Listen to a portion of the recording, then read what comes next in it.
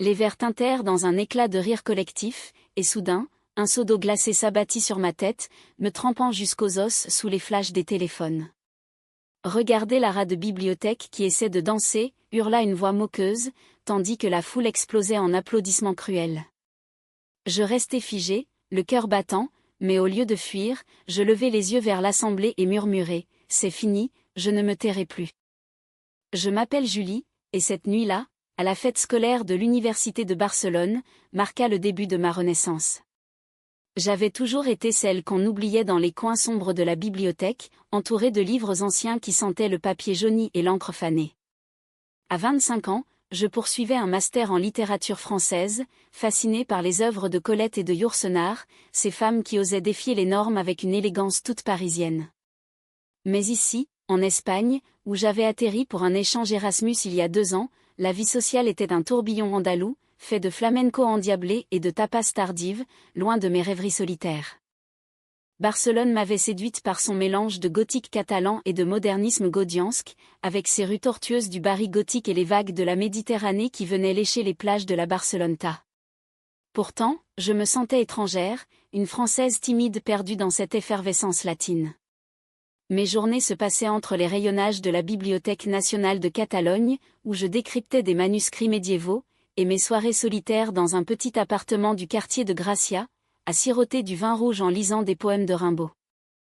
La fête scolaire était organisée par le Club des étudiants internationaux, un événement annuel censé célébrer la diversité culturelle. J'y étais allée sur l'insistance de ma colocataire, Maria, une Espagnole pétillante qui ne supportait pas de me voir moisir entre 4 murs. « Viens, Julie. Tu vas te faire des amis, peut-être même rencontrer quelqu'un qui te fera oublier tes livres, avait-elle dit en riant. J'avais cédé, enfilant une robe simple, noire, qui me faisait ressembler à une ombre parmi les tenues colorées des autres. Dès mon arrivée, l'atmosphère était électrique, musique salsa qui pulsait dans les veines, lumière stroboscopique qui dansait sur les murs du vieux palais reconverti en salle de bal. Je m'étais réfugiée près du buffet, observant les couples se former et se déformer au rythme des pas de danse. C'est alors que je l'avais vue pour la première fois, Sarah. Elle était là, au centre de la piste, avec ses cheveux noirs coupés courts, comme une Audrey Hepburn moderne, et ses yeux bruns qui capturaient la lumière comme des éclats de chocolat fondu. À 24 ans, elle étudiait l'art contemporain, venue de Madrid pour un semestre à Barcelone.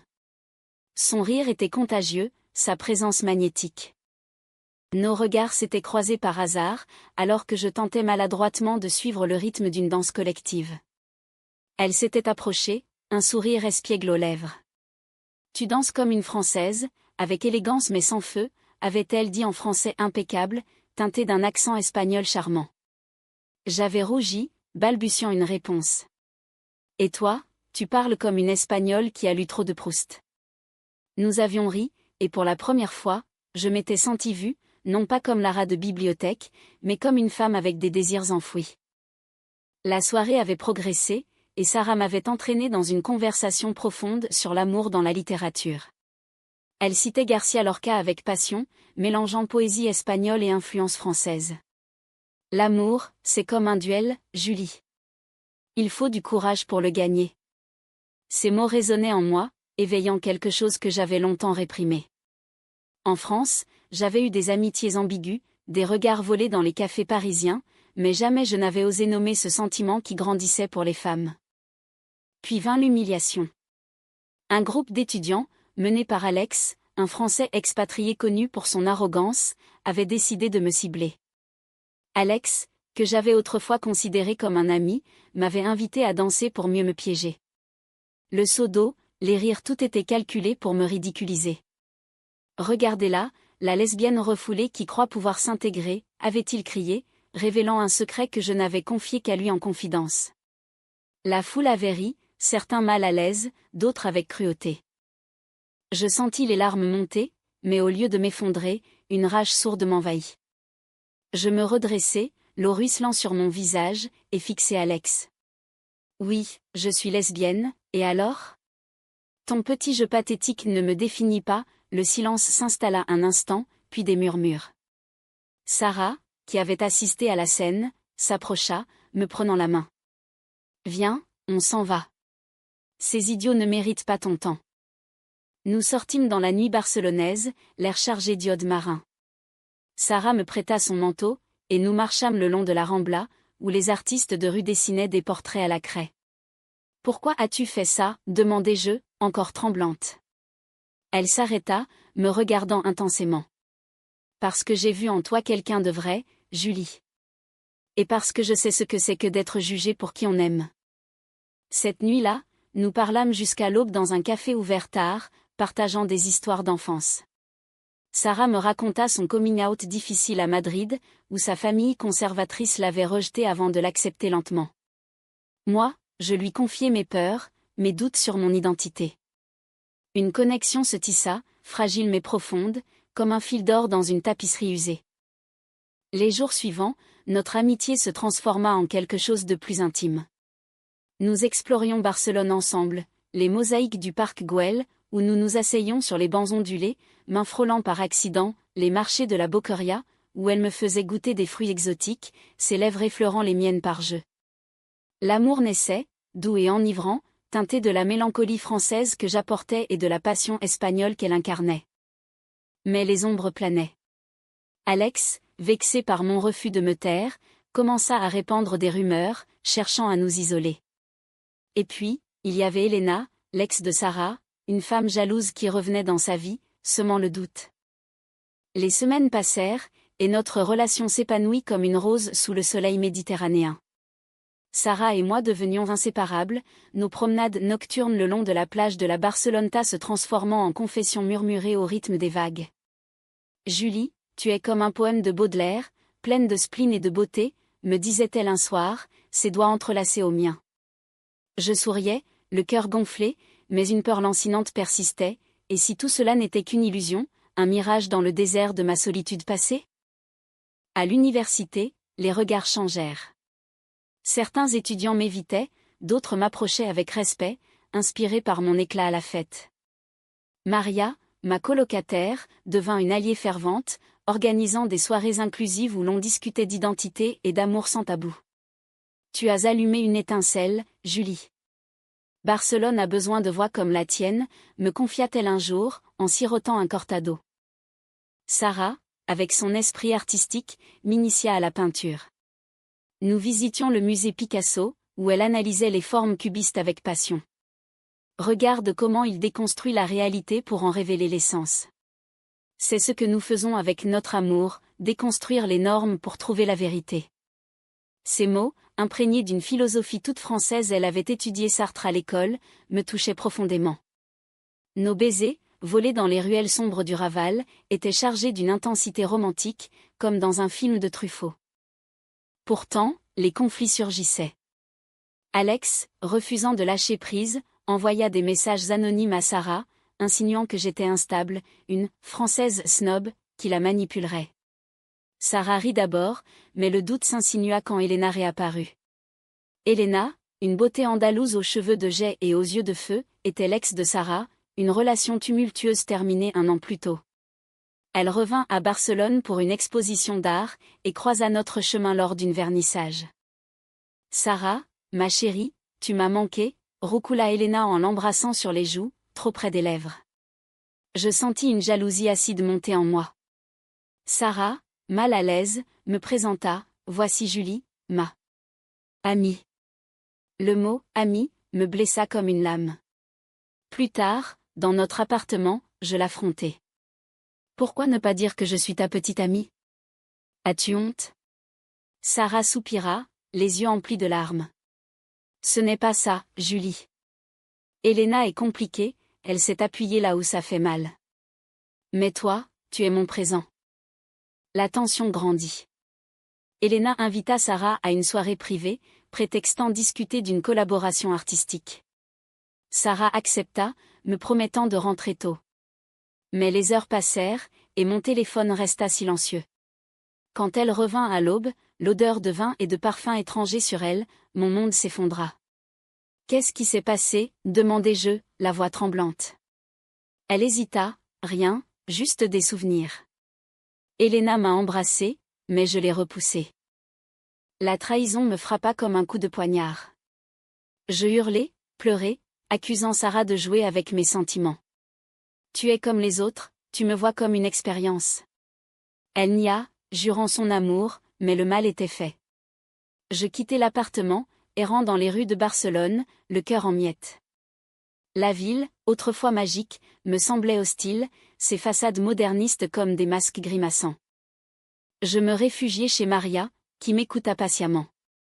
L'amour n'est pas parfait, Julie. En Espagne, on dit que le flamenco naît de la douleur. Peut-être que c'est votre danse à vous. Ces mots, sages, m'apaisèrent un peu, mais la douleur persistait. Pendant des jours, Sarah m'appela, envoya des messages poétiques, citant Verlaine, les sanglots longs des violons de l'automne blessent mon cœur d'une langueur monotone. Je l'ignorais, me replongeant dans mes livres, cherchant solace dans les pages jaunies. Puis vint le haut trao. Alex, sentant la faille, organisa une confrontation publique lors d'une conférence sur la littérature queer à l'université. Il m'invita sous prétexte de débat, mais sur scène, il révéla des détails intimes sur ma relation avec Sarah, la dépeignant comme une infidélité mutuelle. La salle murmura, et je vis Sarah au fond, blême. Au lieu de me taire, je pris le micro, oui, j'aime Sarah. Et si l'amour est un crime ici, alors jugez-moi. Mais la vraie trahison, c'est la vôtre, Alex, celle de l'amitié piétinée par la jalousie. Sarah se leva, traversant la salle sous les regards. Julie, je t'aime. Elena n'était qu'un fantôme. Pardonne-moi. Nous nous embrassâmes devant tous, un acte de défiance et de vérité. La salle applaudit, certains avec émotion, d'autres avec surprise. Ce moment scella notre réconciliation, mais les cicatrices restaient. Les mois suivants furent une reconstruction. Nous voyageâmes en Andalousie, visitant Séville et Grenade, où l'Alhambra nous inspira des rêves partagés. Sarah peignit un portrait de moi, capturant ma vulnérabilité avec une tendresse infinie. Tu es mon muse, Julie. Ensemble, nous réécrivons notre histoire. Notre amour grandit, imprégné d'une profondeur humaniste, reconnaissant les faiblesses humaines comme des ponts vers la compréhension. Pourtant, Elena ne disparut pas facilement. Elle envoya des lettres menaçantes, accusant Sarah de l'avoir abandonnée. Un soir, elle nous confronta dans un bar du Born. « Sarah est à moi », cria-t-elle, ivre de rage. Sarah, ferme, répondit, « Non, Elena. L'amour n'est pas possession. C'est liberté. » Elena partit en larmes, et nous comprîmes que la guérison venait aussi pour elle. Avec le temps, notre relation s'approfondit, mêlant la passion à une complicité quotidienne.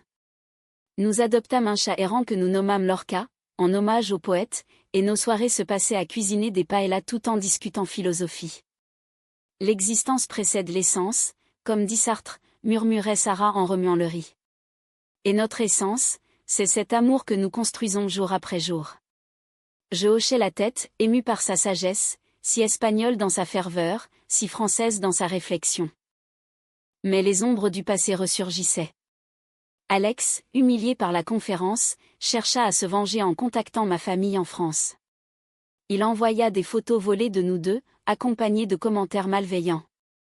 Ma mère, une Parisienne conservatrice, m'appela en pleurs, « Julie, qu'est-ce que c'est que cette histoire ?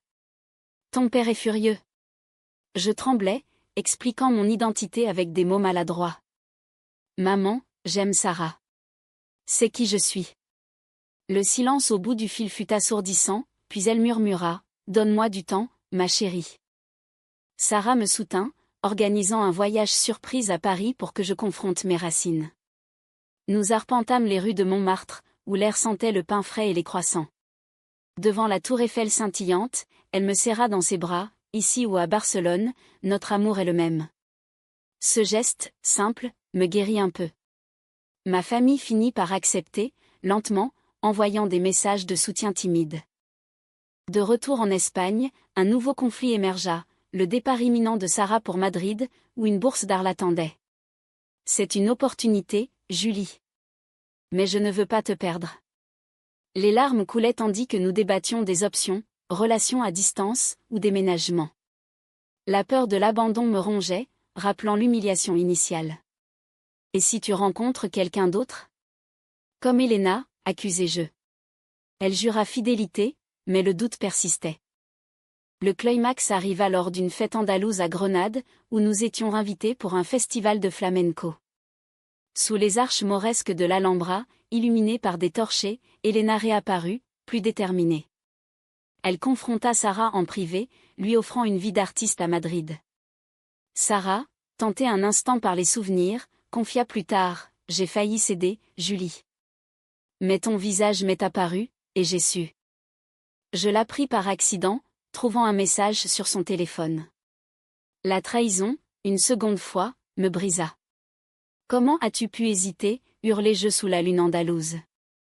Nous nous disputâmes violemment, des mots durs fusant comme des flèches. Sarah pleura, « Je suis humaine, Julie. J'ai des faiblesses, mais mon choix, c'est toi. » Je partis seule, marchant dans les jardins de Généralif, où les fontaines murmuraient des secrets anciens.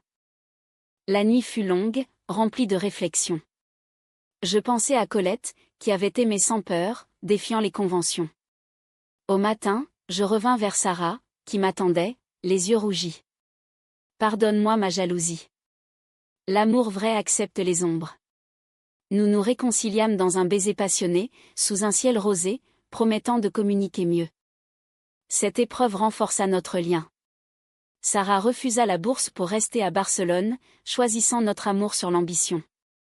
L'art peut attendre, toi, non. Ensemble, nous organisâmes un atelier queer à l'université, aidant d'autres étudiants à s'exprimer. Alex, confronté à ces actes, s'excusa finalement, admettant sa propre confusion identitaire. « J'étais jaloux de ton courage, Julie. » Sa rédemption ajouta une couche humaniste à notre histoire. Les saisons changèrent, et notre vie devint un tableau vivant, promenade dans le parc de la Ciutadella, où les cygnes glissaient sur l'eau, voyage en France, où Sarah charma ma famille avec son espagnol chantant. Notre amour, forgé dans le feu des conflits, devint un phare pour d'autres. Pourtant, un dernier twist, Elena, guérie par le temps, nous contacta pour s'excuser. J'ai compris que l'amour n'est pas conquête, mais don. Nous l'invitâmes à un dîner, transformant la rivalité en amitié. Cette générosité, typiquement humaniste, scella notre maturité. Au fil des mois, notre relation atteignit une plénitude sereine, comme un vin français vieilli à la perfection. Nous emménageâmes ensemble dans un appartement surplombant la Sagrada Familia, où les tours inachevées de Gaudí symbolisaient notre propre construction infinie. Sarah peignait tard le soir, ses toiles capturant l'essence de notre amour, des couleurs vives pour la passion, des ombres douces pour les épreuves surmontées. « Tu es ma muse éternelle, Julie », murmurait-elle en posant son pinceau pour m'embrasser. La vie quotidienne était un mélange harmonieux de cultures, petit déjeuner avec croissants et churros, discussions sur Derrida et Lorca. Nous fondâmes un club de lecture queer, invitant des étudiants à explorer des œuvres comme Orlando, de Woolf ou La maison de Claudine, de Colette. Ces soirées, remplies de rires et de débats passionnés, renforçaient notre engagement humaniste, promouvant l'acceptation et l'empathie. Mais le destin testa une dernière fois notre résilience.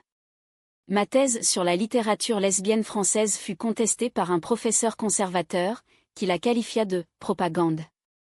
Alex, désormais allié, témoigna en ma faveur, révélant ses propres luttes. Sarah, à mes côtés lors de la défense, déclara « L'amour n'a pas de genre, il est universel ». Le comité, touché, valida mon travail, et je graduai avec honneur. Pour célébrer, nous voyageâmes en Provence, où les champs de lavande ondulaient sous le vent. Là, sous un ciel étoilé, Sarah s'agenouilla, « Julie, veux-tu m'épouser ?»